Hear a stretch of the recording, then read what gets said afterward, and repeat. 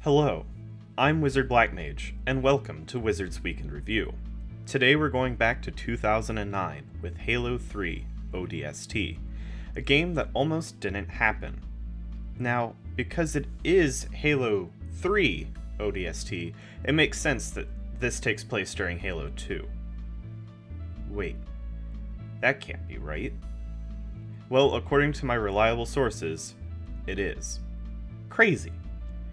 Now, if you aren't familiar with the Halo franchise, in the main games, you play as a Spartan-class soldier named Master Chef, who's a total bamf. That's basically awesome, my friends. But he's gonna have to turn in his apron, because there's a new guy in town. In fact, a whole cast of new characters. Buck, Dutch, Mickey, Romeo, and Dare. And your character. Rookie? Nobody knows your character's name. Not even your character. You're all a team of the ODST, Orbital Drop Shock Troopers, responding to the attack of African megacity, New Momboza. The thing that sets this game apart is that you're not a superhuman like in the other games. Bungie shows you this by sending your dropship off course, landing it on top of a building, and when you get out, falling damage. Good game design! They unfortunately follow this up with a tutorial of the pause menu. Well, points for trying. Interesting fact. Development of this game only happened because a deal for the movie fell short, and left a team free, so between March 2008 and September 2009, they decided to expand Halo 3, but that soon turned into a freestanding game. I'm glad that it did. So Rookie is wandering around the abandoned city, 9 hours after the drop. As he wanders, he finds items that unlock the progress of his fellow teammates. For example, when you find this helmet, you're taken back to Buck's drop. You play through, searching for Dare, and when you get there, you actually find Romeo instead. I like this back and forth nature for a few different reasons. I'm a huge fan of silent protagonists, but not everyone is. So switching between a silent character and one with a voice is a nice compromise. There's a nice contrast between the Rookie segment's dark noir and the team's light, colorful, action-y bits. And maybe most importantly, it adds depth to the overall feel of the game. In other Halo titles, the story is brought to you linearly, which they could have easily done with this game. But they didn't. They introduced story as memories. The story isn't what's going to happen, but what has already come to pass. And any moment of the promise of hope is met with the desolation of the present. Plus, being alone has a different feel than being with members of a team.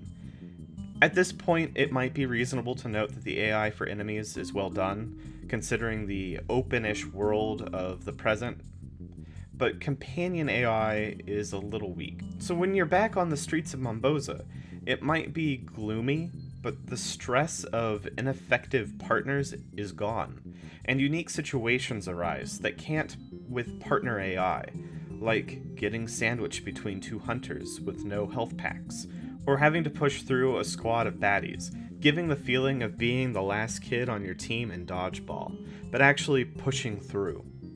Not to say the situations the rest of the team finds themselves in aren't fun. I personally enjoy driving around the streets of Momboza in this tank, even if it can't really take the beating you'd expect from a tank.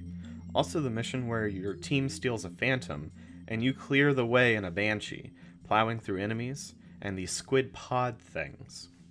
As a side note, back on the streets of Momboza, there are these audio files that you can come across that detail the events at the beginning of the attack on the city. I never found all of them, but the story being told might actually be worth putting some time into locating them. Now, when you meet back with the team, you find out that these squid things that we just blew up are slaves to the Covenant, and also supercomputers. So this opens the end of the game to be one long escort mission. I'll admit, I was playing on normal purely for game capture's sake, But even then, the escort mission was not easy. Your escort, Virgil, likes to put himself in the action. But don't worry, because once you push through, you only have to escort this big vehicle carrying Dare and Virgil, but it only has one weakness. Everything. So other than the poor, friendly AI, a bulk of my issues with the game are in the last mission. It's unnecessarily long, segmented into nearly identical parts.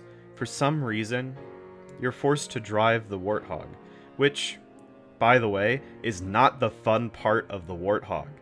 And I don't understand why. You get to be the turret earlier in the game, and driving isn't easy. Trying to get into the turret makes Buck get in shotgun, and even though we did less, the escort made it without issue. In a vehicle, this is a long, mind-numbing mission. Outside a vehicle? Well, it's torture.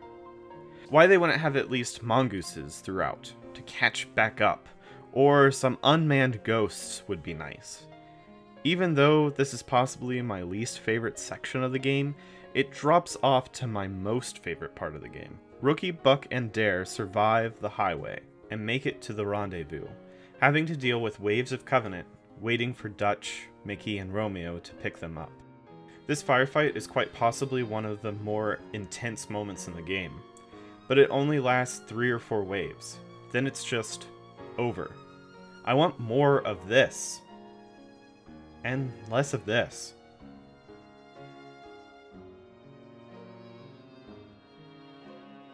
Sticking enemies and headshots is satisfying. Being forced to walk because your vehicle blew up while you were getting health? The only thing satisfying about that is it being over. It's upsetting coming from a game where I could do this.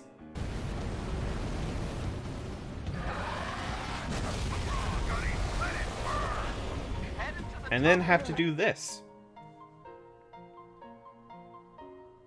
It's unfortunate that a single stage in the game can leave such a bad taste in my mouth. And because of that, I have to give an otherwise perfect game 8 out of 10.